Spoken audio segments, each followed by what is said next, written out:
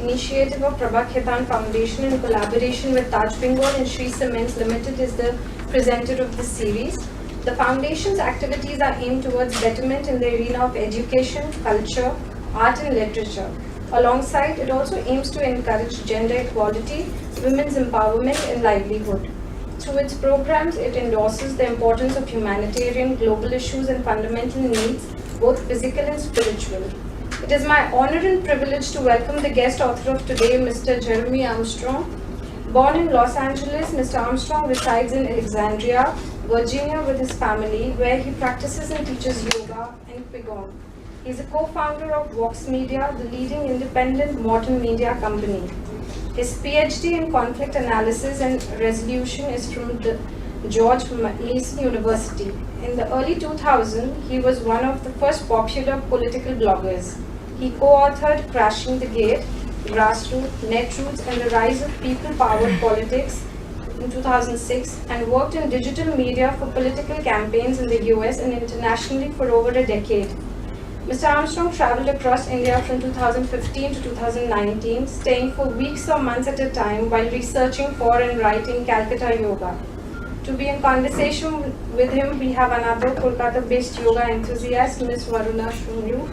So please enjoy yourself, and I would request you all to please switch off your mobile or put it on airplane mode, please. It's lovely to have you here today, Jerome. Thank you. Before we begin, I thought that we could have like a 1 or 2 minute quick round of getting to know our author a little better. So we can start off with just asking you maybe a word, and whatever the first word that comes to your mind, you can let us know what it is. Okay. What do you say? It could be interesting. Okay. So the first word would be yoga. Spirit. Kolkata. Dirty. Buddha. Guru. Favorite book? Yoga Body. Favorite street food? Mishti Doi. Favorite asana? Paschimottanasana. Vox Media. Vox Media. As blogs. And if you had to take a meditation session with Mr. Trump, Would I? Yeah, I would. I would make him meditate. I would make him sit for an hour without talking or tweeting. okay, that was good. So, being someone who's been a political strategist and a entrepreneur, and now, for a long time, a yoga teacher, Qigong teacher, where did your journey in yoga begin, and what brought you to Calcutta? I started practicing yoga in the early 80s and meditation as well, and actually Tai Chi back then as well. And my life changed though around the year 2000 when I got married and had a child, and all of a sudden I needed to go get a job and work. And that led me to working in politics and digital media for a year, or a decade about, until 2012. So I actually felt like when I was able to come back and start to explore yoga as a personal practice and then as a research, that I was coming back to sort of what I had been involved with before my career. And to me, I found it like it was more fulfilling of my life to do that. And is it something that you were juggling so many different hats. How did you do that together? I'm actually not a very good juggler at all. I like to do one thing at a time and like really get into it and be just immersed in it and not have any distractions. And I find that's the way I like to operate. But it's been more challenging though with finishing my doctorate and writing this book at the same time and raising a family as well with children. So I was sort of forced to juggle things, but I found it fairly easy to do because when I would come to Calcutta in India, obviously usually I would be alone or traveling in other parts of India, so I would be alone and I would do a lot of the writing here or the research here. And so it was a matter of when I went home just putting an hour or 2 hours a day into it and letting that build over time. And so that's sort of the approach that I took, was more of like, writing this story, I'll come here and get all the original research, but then when I go home and put it together, I'm going to have to work on it every single day. It was almost like a practice in a way. Just like the second you would devote an hour a day to yoga asanas, that's how I took it to my attitude for writing this book. And when you came across Buddha's manuscripts in San Francisco, I mean, how did you make the connects before you actually found that? Well, I had been looking for, I had started this yoga practice with a person by the name of Bikram Chowdhury, who's very famous for some of his infamous acts. But his is a basic introductory course of 26 postures and 2 asanas, 2 breathing exercises. And so I was looking for something that was more deeper in the tradition. That's when I heard the name of Buddha Bose, and I started looking at him. I came across this book that said it was volume 1, and I asked, well, where's volume 2? Because that would be and I couldn't find it anywhere. And so then searching for it, it was like searching for something where I would open a door or find a breadcrumb, and it would lead to the next one, and it would continue on. And before I knew it, a couple months later, I had located this manuscript from 1938, with only 1 copy in the whole world, and I had found the art dealer who had had it in his hands for 15 years since he had purchased it. And so I went to meet him, and when I met him, he asked me, what I would like to do with this thing. And I said, really, I'd just like to share it with other people, because it has the teachings of the advanced asanas and the intermediate asanas. And he said he had no problem doing that. In fact, he said, I've been waiting for somebody to come along to ask me to do that. The only request I have is to go to Calcutta and to find out the story, find the family, and to look into it that way. So that's what got me started on this, and that was in 2014. And the introductory pose that you said, the 26 asanas that Bikram Chaudhuri teaches, that would also be something that he had structured, Buddha had structured? His is a little bit similar. In the type of yoga that Bikram brought to the United States and abroad into the West is more of a class series, so everybody will do the same asanas each time. And what I found in coming to Calcutta is that it's much different. It's on a more individual level, where the teacher will write you a therapeutic prescription that's customized to what exactly the postures are and the breathing exercises that will help you. So I found it very different, a totally different orientation. And that led me to going to Goshi's Yoga College up in North Calcutta and actually living in the house for a month and taking their yoga training and learning how to write those types of prescriptions for individuals. So it was a different orientation that I had to adapt. Right. And I think somewhere it's also mentioned that they call you Khore Chele. That means like, the son of the house. And how did you, in this journey, find those relationships and something that you're always going to sort of look back at and keep? Well, I think part of it was my approach. I tried to just be humble and not pretend like I had the answers or that I was coming in to tell people things. And I don't speak Bengali either, so there was a lot of cultural hurdles that I had to go through. And I had to rely upon research assistants that were very good. And this one in particular, Arup Sengupta, he had done yoga research in Calcutta a decade previous with Claudia Guggenbuhl, who I also talk about in the book. And Claudia had come here in 2004 to 2006 and gathered 2 years worth of research, but then had a child and basically had to abandon her project in order to go back to work. So early on in my process, this is in early 2015, I was planning to come to Calcutta in March, and in February I had a PhD conference just come up in Switzerland that was right next to Claudia's house. So I wound up meeting with her over 2 or 3 days, and then she introduced me to Arup Sengupta. And so when I came here, I had 2 years of research already in my back pocket that Claudia had done, and a research assistant who had been totally engrossed in it and knew all these places to go to and everything. So I really had the keys handed to me, and it was just a matter of walking up to the door. And that's what I did. I think without having that sort of jump start, it'd be very difficult to come into this city and be able to do the type of research that I was able to do. And what was it like getting to know Yogananda ji and Vishnu's family personally? I enjoyed it a lot. Muktamala is the granddaughter of Vishnu Ghosh, and she's the one that runs the center up there. And they were both from the very beginning. I mentioned that one of the things I would like to do is to start a teacher training course for Westerners to come to from the U.S., Australia, or wherever, to come to the center, and they were both very open to it and such. And the other parts of the family too, I always found it very interesting to find the different parts of the family in Calcutta and the different yoga teachers that Vishnu had taught in the 1960s, and one in particular, Mukul Dutta. He was a student of Vishnu's in the very late 60s, and I met him. And he had a clinic, Pearl Clinic on Hindustan Road, and I knew all these names from the 1960s, but I had no idea if they were even live or not. And so every single one of them he knew personally from back then, but he hadn't seen any of them 40, 50 years. And so I would meet him on Saturday or Sunday, and he'd have his bullet bike, and we'd go running around all throughout Calcutta trying to find these guys. And it was a really neat thing to happen, because I had translated all of these old magazines, Beyond Chatra, from the 1960s and early 70s. So I knew all about these people, and they were still alive, and being able to find them to me, it was a really enriching part of the experience. And I'm sure as you wrote the book, I mean, we talk about spirituality, we talk about yoga asana practices, but there's so many deeper levels to that practice.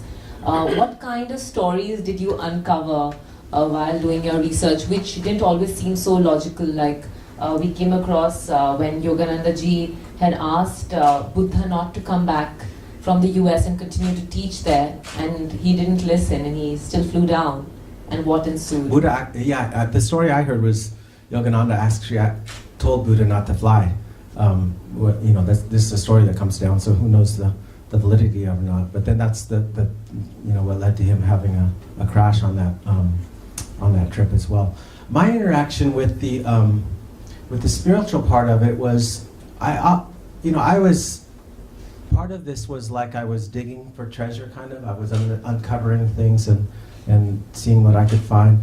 But I think another part of it, which I learned and which I wrote about later in the book, was that it was a much simpler process if I just figured out what it was, the question that I was trying to ask, and if I would just become clear on that question exactly, that it would just come to me. Like I would just meet the person or find out about that event that I needed to. That was almost, to me, like almost magical, the way it would play out.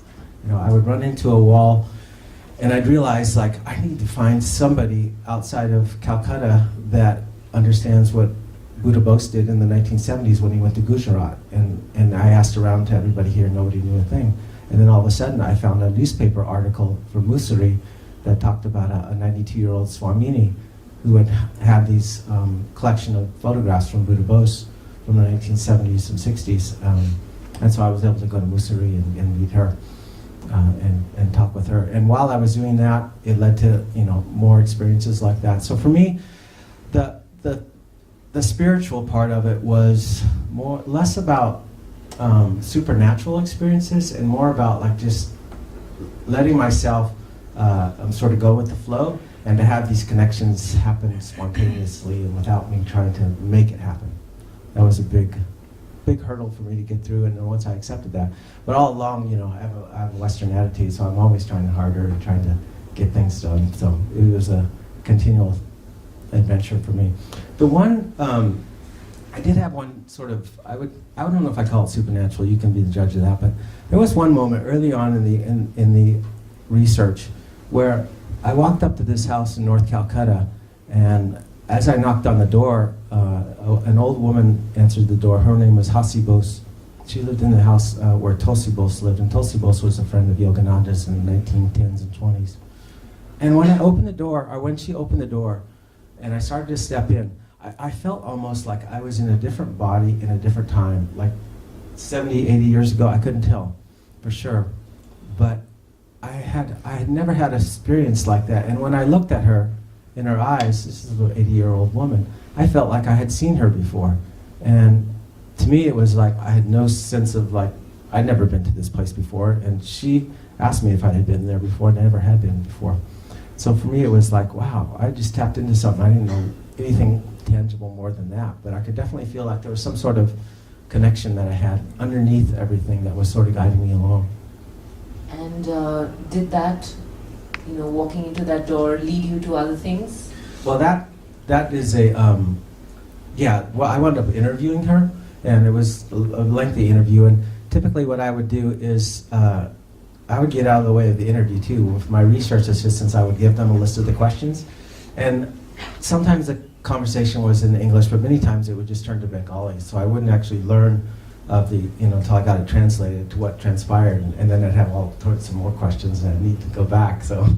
And how long did this entire research process take for you? Well, I came here for the first time in March 2015. And I continued to work on the book, and I self-published it in April of 2019, and then published it with Macmillan just past January. And so I was able to come back in the last 9 months and touch up on it. So about a 5-year process. And each year I would come to India at least 2 times, sometimes up to 4 times, and for 2 weeks up to a month. And Buddha Bose's journey took you not just to India but to other places as well. Can you highlight a little bit about that? Well, Buddha Bose and Vishnu Charan Ghosh and Yoganandaji, they were the 3 main persons that I tell the story of. I start with their fathers and their family, and then I go through their children and the successive generation. So it covers about 3.5 generations of this family. And they did a couple of world tours in India and abroad in the late 1930s. I went to all of the places that they had went in order to find like articles and to visit the places where they had been, where they had done their performances, and so that brought me to Ceylon, to Japan, to Thailand, then into London, Switzerland, and then across into New York City, Los Angeles, and Washington, D.C. Those are the main places. And you met people who had learned under him or learned that particular style of practice? All along the way, I learned of people. One of the things I did with this whole project was I was posting information on a Facebook group of practitioners within this tradition, and so a lot of people would be able to connect me with people that I would go to these cities and then learn some of the people that were involved in it currently and whatnot. Okay, and when you started your own practice, say in the US, was it very different from what you later on experienced studying in Ghosh's College of Yoga? Well, the difference is in the orientation to making it more of a personal practice. That's here in Calcutta. And in the US, we have a practice that's more based upon class. Everybody doing the same class together. It's almost like, actually, they have a tradition of that here in India too. You learn it in the schools where everybody does rope gymnastics, and that's sort of when you look at the way that yoga came to the U.S. It came sort of in that style, that regimented class structure for young people that was brought over to the West and then applied to everybody. So it doesn't work in a lot of cases. I think the model here works better, but it also contains a certain mindset in order to practice it in that way. We don't necessarily have in the West because we have physical therapists and doctors like you do here, but people that come to it from a yoga perspective, it's not as deep. How do you think yoga is perceived in India as opposed to how it is experienced and practiced in the West? It's an interesting question. So I believe like that with the understanding of yoga here, well, you have Naga sadhus and sannyasis that you can actually find and look at that are practitioners of yoga. You really don't have that in the West, obviously. I think that's the biggest difference, is that it's a live tradition here of people that associate with yoga. And having that, I think, gives you a better grounding in terms of how it connects to what's present and what's past. And so in the US, a lot of the, like the story that Bikram would tell about himself, it was all sort of fabricated. He took stories from everybody, a little bit here, a little bit here. They were all other people's accomplishments that he put together. But it was pretty easy for the West to buy it. And you see like the New York Times or Yoga Journal, they would write it verbatim, just as what was said. And so you can chalk it up to sort of like gullibility or naivety, I'm not sure. But what I tried to do with this effort, though, was to say, okay, there's a lot of stories. Let's actually dig into it enough to find the truth and to write about those stories. And so the main research is all based upon factual, representative things, rather than some story that somebody told. And how in today's day and age, from what yoga was, when I think sadhus and Nagababas practiced it, to people in yoga classes wearing Lululemons. How do you think that transition has happened, and also how yoga has evolved? And do you think it is simply a physical practice, or do you think these pioneers of yoga actually meant for many other subtle layers within the practice which maybe hasn't really translated as it was meant to? So a lot of the story is how does yoga, which is this ancient tradition in India, around asceticism mostly, and practicing very hard, strenuous activities, hatha yogas, typical. How does that translate into modern yoga that we have today? And I think what I found out in researching this is that there's a turn that happens when basically you have people that are villagers that come to Calcutta, settle down, become sedentary, work manufacturing jobs during the industrial ages. It creates all sorts of ailments and stuff, and yoga was already around. It was easy to take yoga as a therapeutic physical practice and focus upon that aspect of it. And so what you see in the 1920s and 30s is a very rigorous explanation of the underlying scientific grounding of yoga and how that it applies as a science. And that was a way for it to sort of transform into a modern practice. And it definitely is more physical based.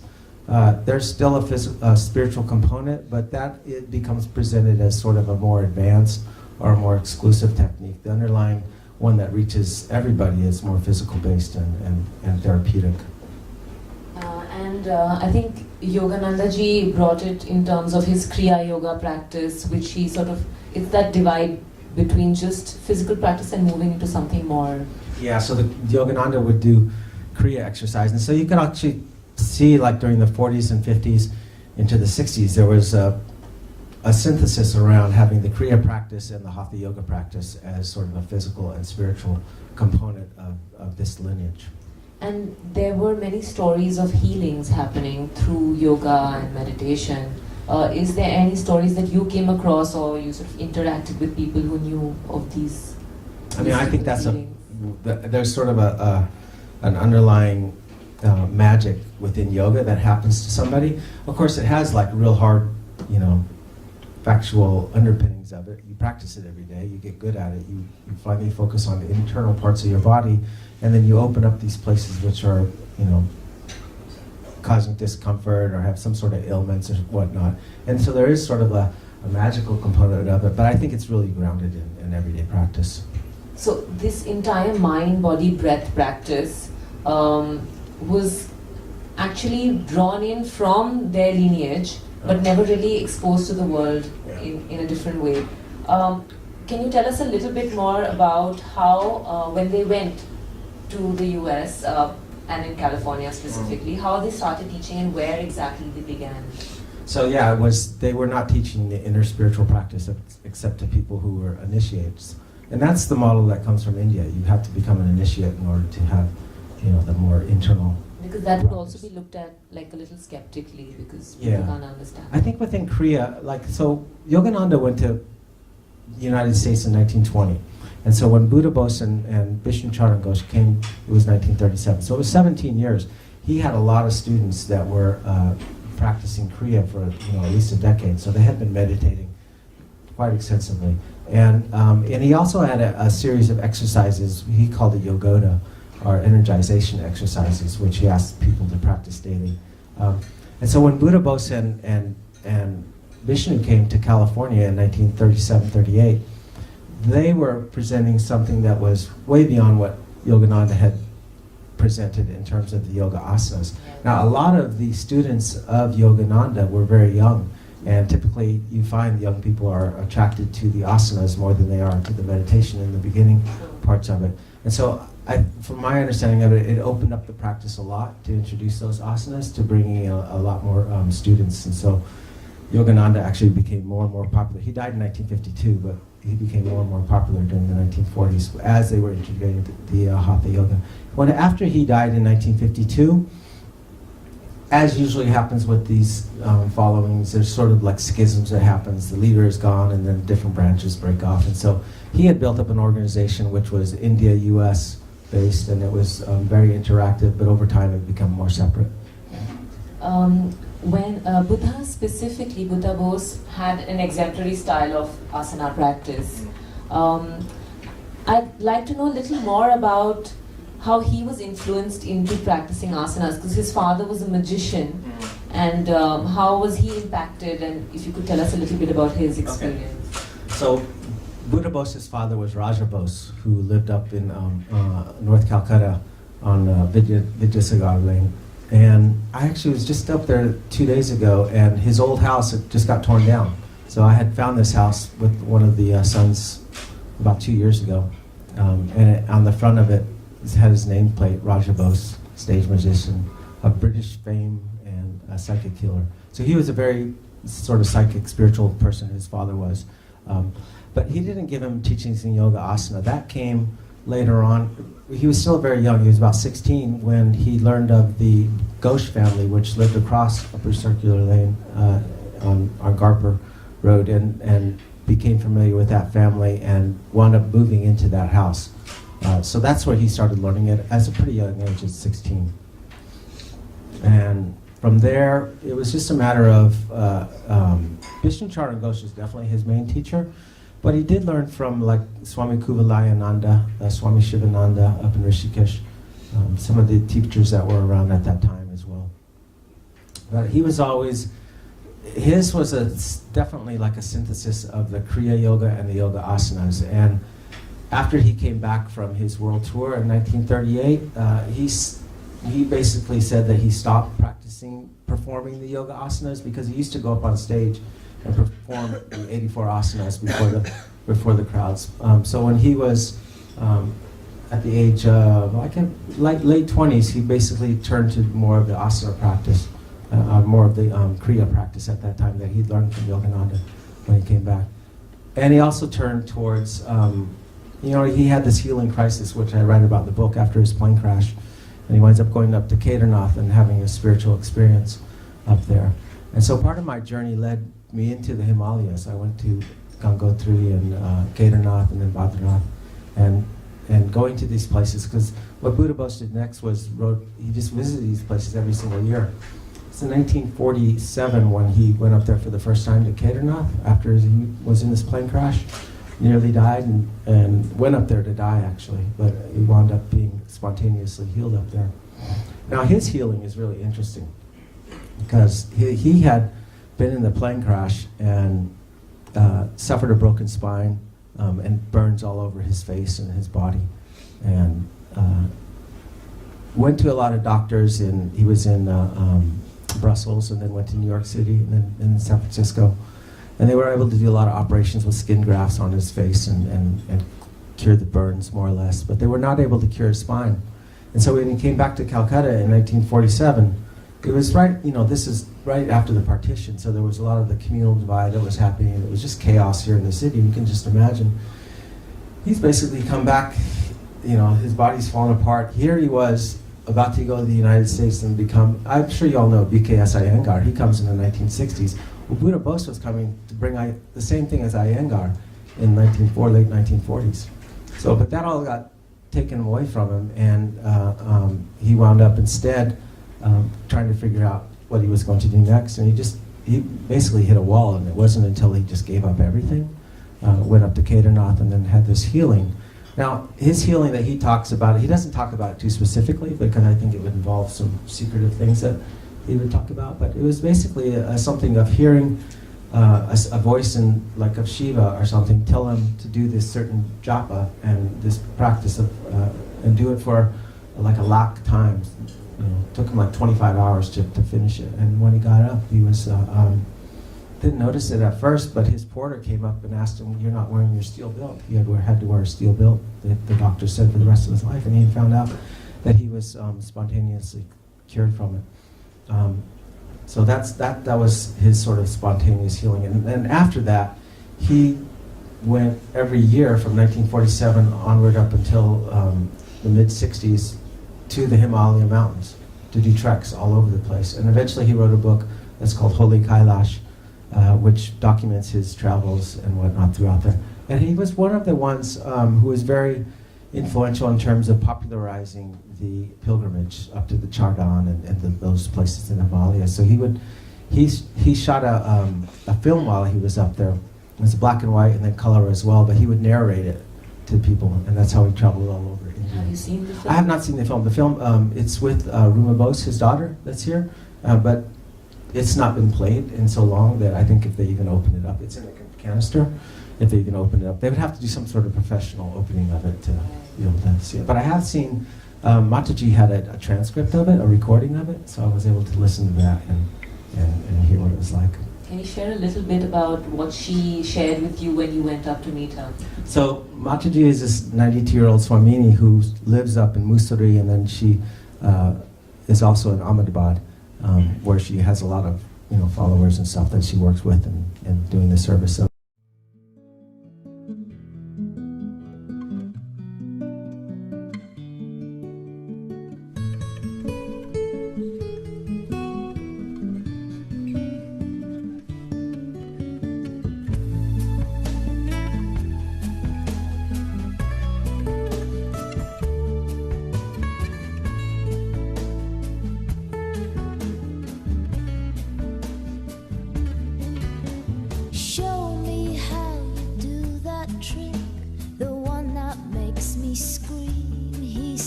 the one that makes me laugh, he said, and threw his arms around my neck. Show me how you do it, and I promise that I'll run away with you. I'll run away with you.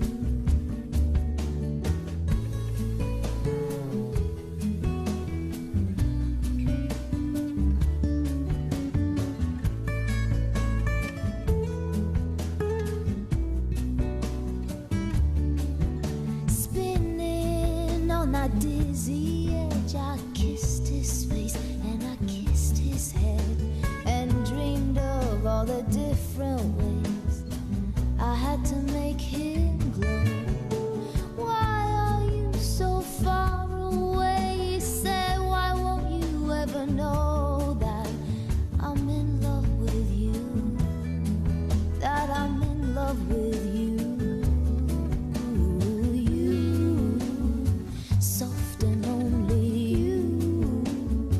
Lost and lonely you, strange as angels, dancing in the deepest oceans, twisting in the water. You're just like a dream, you're just like a dream.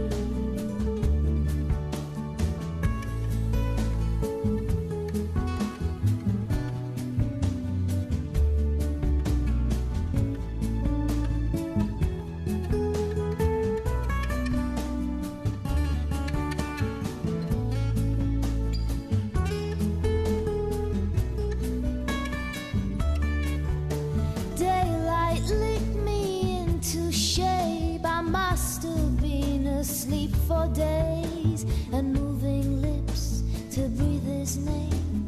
I opened up my eyes. I found myself alone, alone, alone above the raging sea that stole the only boy I loved and drowned him deep inside of me.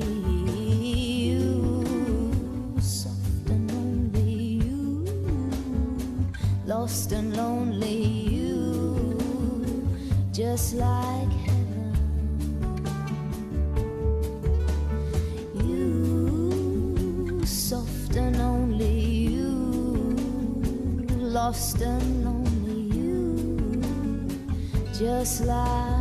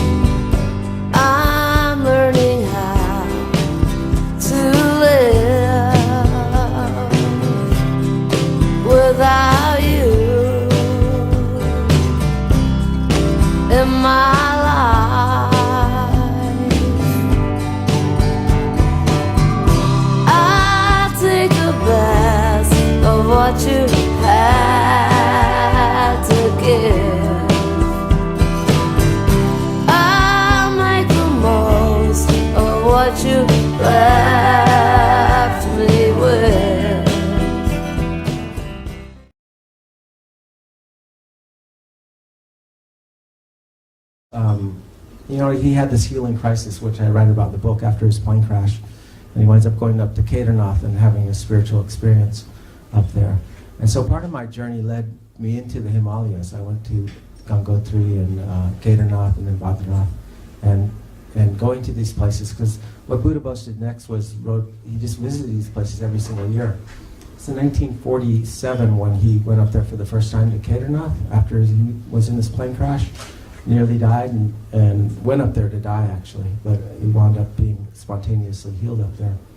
Now his healing is really interesting because he had been in the plane crash and suffered a broken spine, and burns all over his face and his body, and went to a lot of doctors. And he was in Brussels, and then went to New York City, and then in San Francisco, and they were able to do a lot of operations with skin grafts on his face and cure the burns more or less, but they were not able to cure his spine.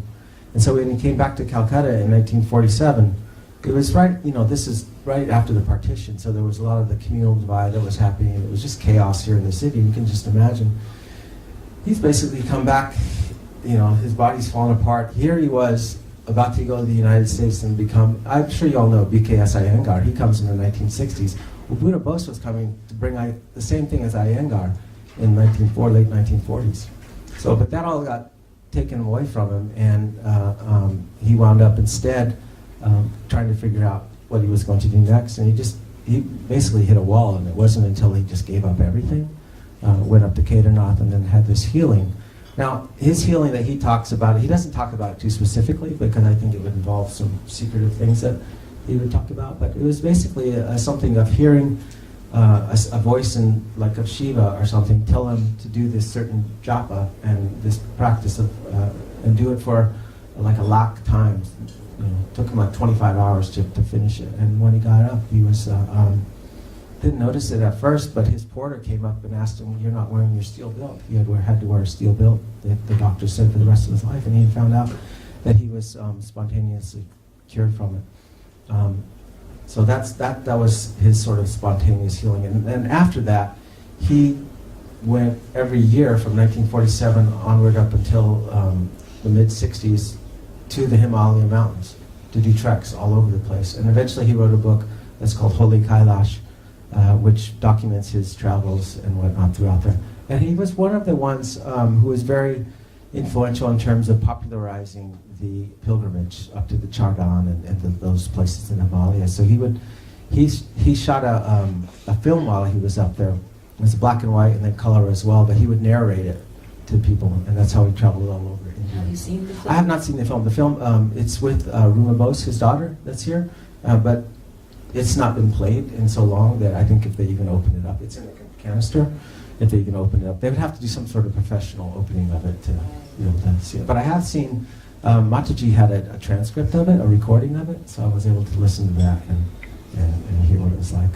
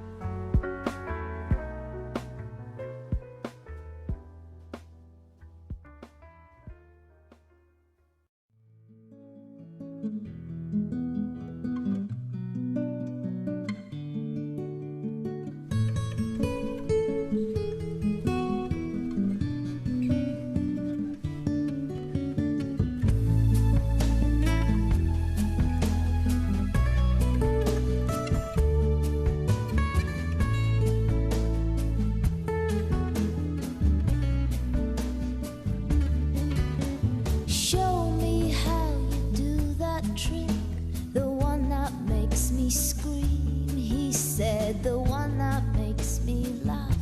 He said, and threw his arms around my neck.